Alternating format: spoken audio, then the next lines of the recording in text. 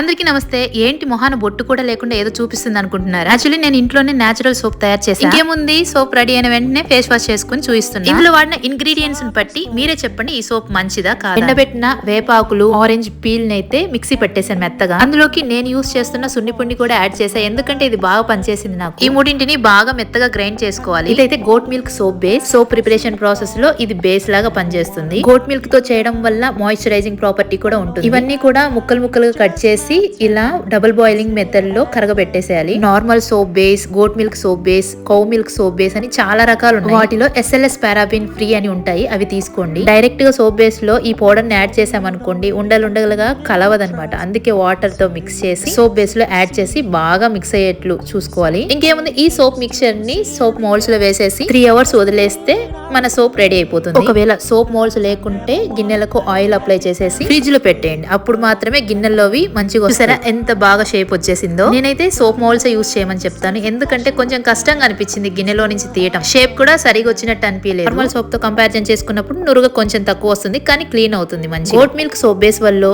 నేను వాడిన ఇంగ్రీడియంట్స్ వల్ల కానీ నా స్కిన్ అయితే వాడిన తర్వాత కొంచెం స్మూత్ గా అనిపించింది.